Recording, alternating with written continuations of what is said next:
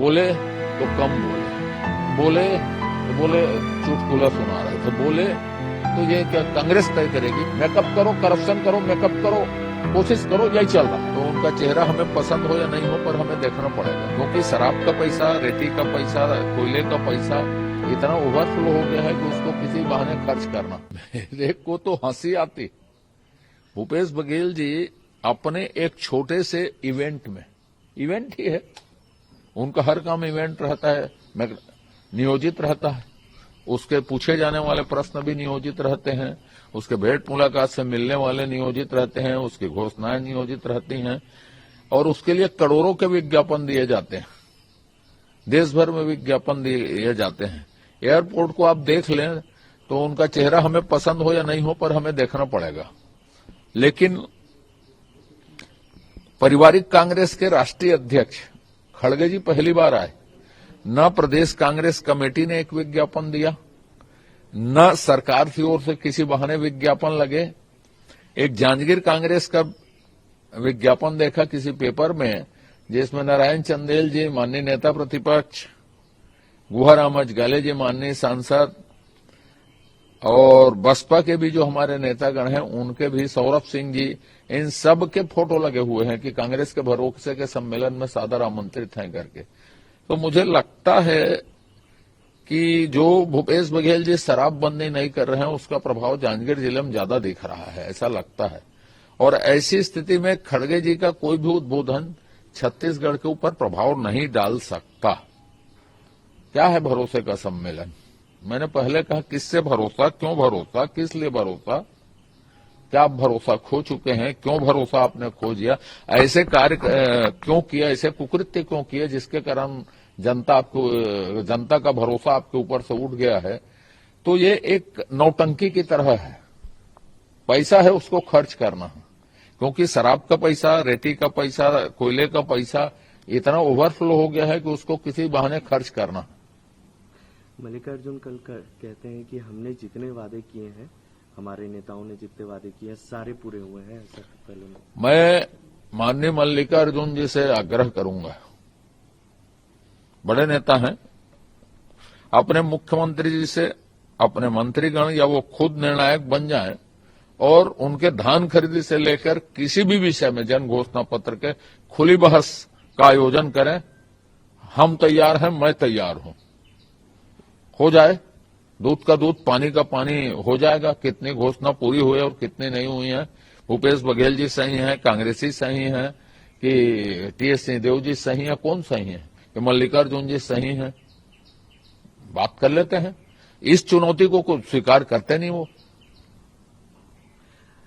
भूपेश बघेल ने स्मृति ईरानी को लेकर कहा है, जो अडानी मामले को लेकर कहते थे कि प्रदेश में अडानी को जमीन दी जा रही है, तो उस पर लेकर भूपेश बघेल ने कहा है कि स्मृति ईरानी की स्मृति खत्म हो चुकी है, वो राहुल गांधी कॉम्पोजिशन है, राहुल गांधी की सोच आती है। ऐसा है कि महिलाओं के बारे में बोलने से थोड़ा सब ठीक ठाक बोलना चाहिए, पहली बात तो।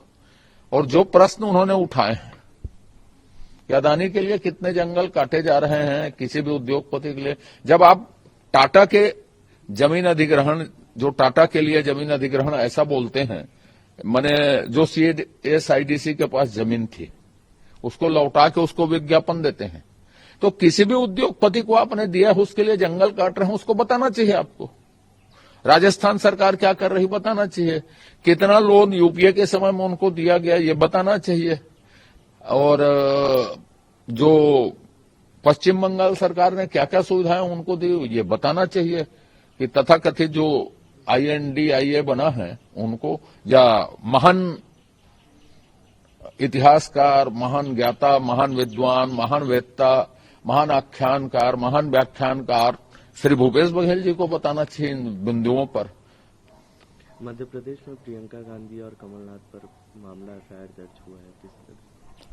देखिए, चुनाव में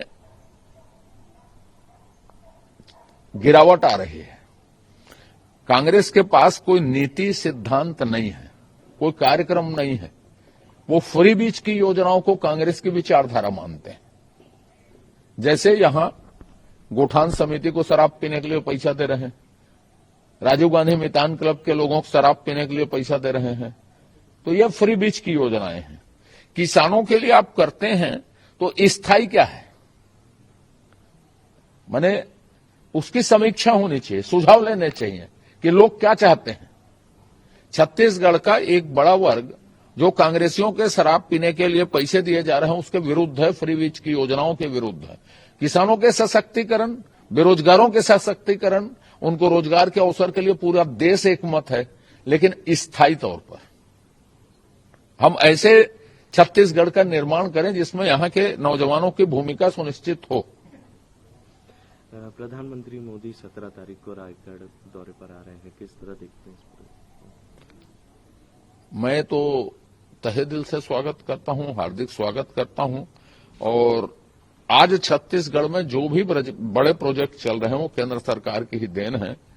मैं कांग्रेस सरकार के मुखिया से लेकर उनके मंत्रियों तक से आग्रह करता हूं कि एक काम ऐसा बता दें जिनके कारण उनको याद किया जा सके 4.5 पौने 5 साल के कार्यकाल को। एक भी, माने आप जाएंगे तो अंबेडकर में कोई टेस्ट नहीं होता, ये हालत कांग्रेस ने बना दी है स्वास्थ्य की। बेसिक सेक्टर है स्कूल शिक्षा, स्कूल शिक्षा में किस चीज में भ्रष्टाचार नहीं। मंत्री, पूर्व मंत्री, प्रमुख सचिव, इनके बयानों को सुनकर लगता है कि शिक्षा में सिर्फ करप्शन करो, मेकअप करो, करप्शन करो, मेकअप करो, कोशिश करो, यही चल रहा है। आज जो पुस्तक बना एनसीईआरटी की किताब बनाएंगे ना, सुधा मूर्ति जी, विमल कुमार जी, शंकर महादेवन जी और जो ख्याति नाम लोग हैं जो जिसकी आलोचना करते हैं कांग्रेस वाले कि हम लोग ये विचारधारा के, वो विचारधारा है, इन नामों को पढ़ेंगे तो बेहोश हो जाएंगे। वो कि ऐसे लोग हैं जो देश में शिक्षा की क्रांति के लिए मोदी जी के नेतृत्व में काम कर रहे हैं। वही हाल शिक्षा नीति को कस्तूरी रंगन जैसे लोगों ने बनाया, उसका नाम पढ़ के ही कांग्रेसी बेहोश हो जाएंगे कि ऐसे लोग देश की सेवा में लगे हैं। पर छत्तीसगढ़ में शिक्षा विभाग में करप्शन कैसे हो सकता है, ये साबित भूपेश बघेल जी ने साबित कर दिया।